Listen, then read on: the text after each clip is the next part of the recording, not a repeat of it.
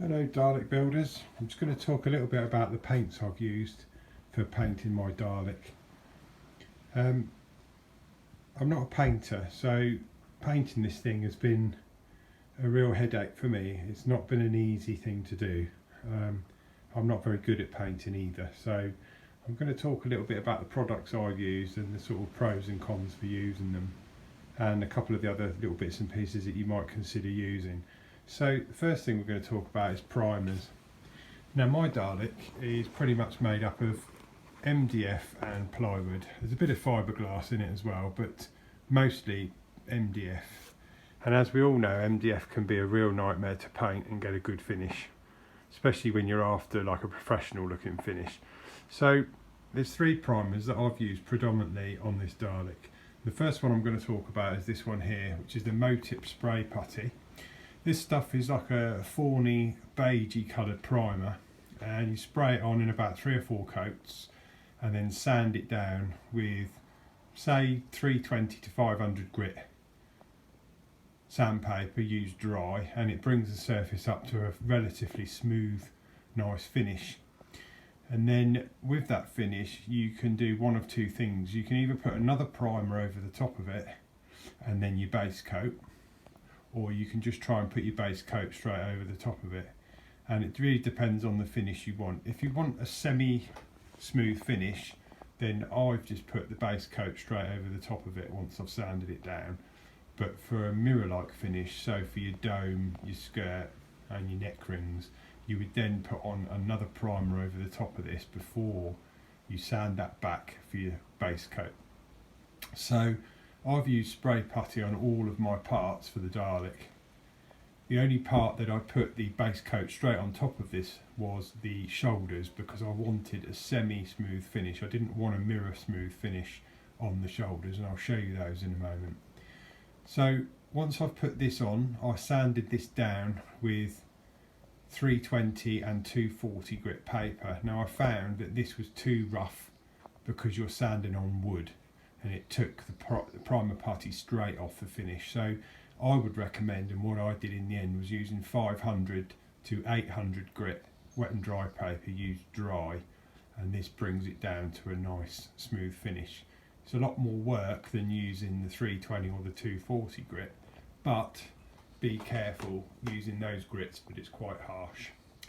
Okay, so spray putty on, 3 to 4 coats, sanded down with 600 to 800 grit paper, and then I moved on to this stuff, the Halford's Grey primer. It's a really good primer, it covers really well, and this is about 3 coats I used on all of my parts on top of the spray putty. So 3 to 4 coats of putty, then 3 good coats of grey primer. The one on the right hand side is filler primer with the orange cap. That can also be used as a substitute to the grey primer, but it's a lot thicker and it does cover tiny little pinholes, but it needs a little bit more rubbing down to get that dead smooth. But you can use either or, but the grey primer is generally a good primer to go for, and I've never had a problem with the Halford's paints. They're pretty good quality.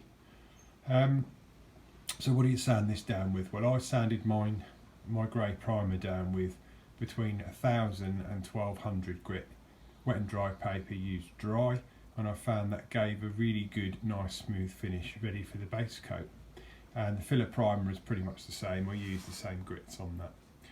Okay, so once you've got your grey primer down and you've sanded it smooth, there's a few things that you really need to do before you apply your base coat. And the first thing is to use a good quality degreaser. Now I've used this one behind, this U-Pole fast drying degreaser. Some people call it pre-paint or panel wipe, but it's all the same thing really. And you wipe the whole surface down with this stuff using a nice lint-free cloth or a bit of blue rag, just to get off any dirt and grit that's left from the sanding process.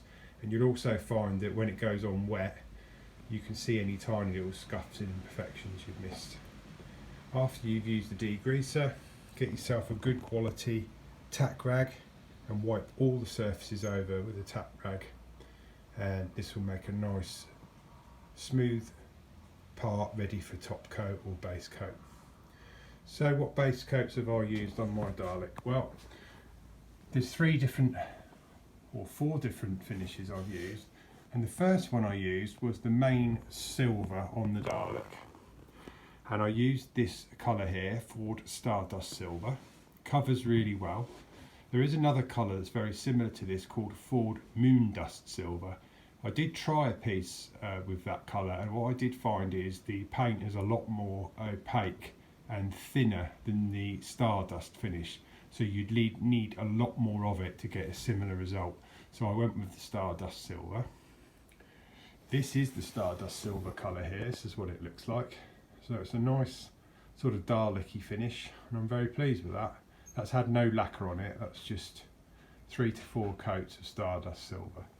So what can I say? This has been used on the skirt, the dome, the manipulator balls, the neck rings, and that's the colour I use for those parts. Okay, the next paint I used, I had to have it made up, and this is a standard RAL colour, and this was supplied to me by many of the members on Project Dalek. Special thanks to John P. Kelly. But this is the paint I've used. It's a RAL 7001, which is I've called it Dalek Grey, but I don't know the official name of it. I think it's just called RAL 7001. And this was used on the shoulder section only, and this was applied 3 to 4 coats straight on top of the spray putty coat. So no grey primer, only because I wanted a nice semi-rough finish. I didn't want a smooth finish. This was mixed up for me. You can get this mixed up at most paint suppliers. The only thing I would say is it's not cheap. This was nearly 15 quid a can, and I used about 2 cans on the shoulders, but it is a nice colour. The other thing I'd say as well is you can have this in a matte finish, a gloss finish, or you can have it in a satin finish. So I've asked for it in a matte finish because I just like that look. So that's what I used. The other colours I've used is this one, which is a Halford's Gloss Black. That was used on the eyeball. Again, straight on top of grey primer, and no sanding down of that once it's on. It looks perfectly fine and shiny, and it covers really well. The other colour I've used was this one on the end here, this U-pole, and this was a matte black, and this was used on the dome ring and the neck bin. What I would say about the U-pole products is they're normally really good, but these spray cans, they tend to drip horrendously. So just be careful if you buy a U-pole spray can, they tend to drip a lot.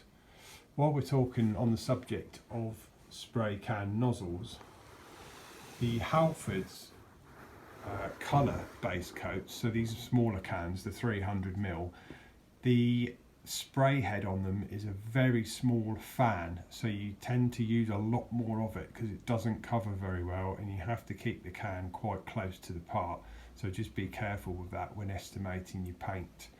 I probably used about 14 cans of this all told on all of the bits of the Dalek, so a lot of paint, but it is a lot of Dalek to sort of cover. But the spray head on these Halford's cans are not very wide fan, so you do have to get the paint on quite heavy, which in itself causes a lot of problems with metallic paints. I found that a lot of my parts were coming up dusty afterwards, so you'd rub your hand across the part and it would be very rough to the touch. And there's a number of reasons why I found that.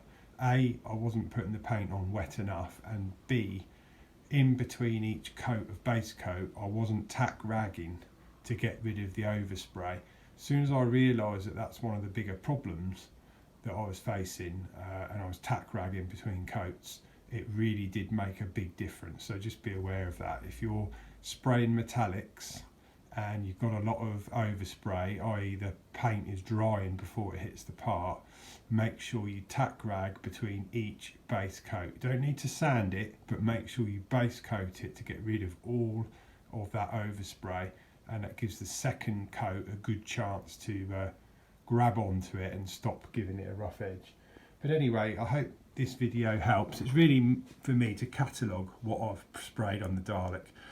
The other things I've used is obviously I've used lots of different grits of wet and dry. Most of it has been done dry sanded, apart from the skirt, which I wet sanded with 1200 grit paper, and that's pretty much how I did it. The other thing that's just worth mentioning was I've bought myself a couple of little spray booths. They're not meant to be spray booths, but as you can see, there's the shoulders there drying, and it's in a portable tent, which is meant to be a toilet tent. So it's only 15 quid, and it makes an absolutely fantastic little spray booth. Keeps all your spray inside the tent, stops your garage getting covered in spray, and it really does stop the spray cans wandering about. And as you can see, I've just put my shoulders on a little stand, and I can spin the part around inside the tent and spray it. For the bigger parts like the skirt and the shoulder, the dome and all the other parts, I had a very similar setup, but I just had a tent which I bought from Decathlon, which is a 2 metre by 2 metre tent. I just set it up in the back garden and just sprayed inside that tent. So that's another little useful tip for you there when spraying. So anyway, I hope this video is useful, and I'll see you in the next one.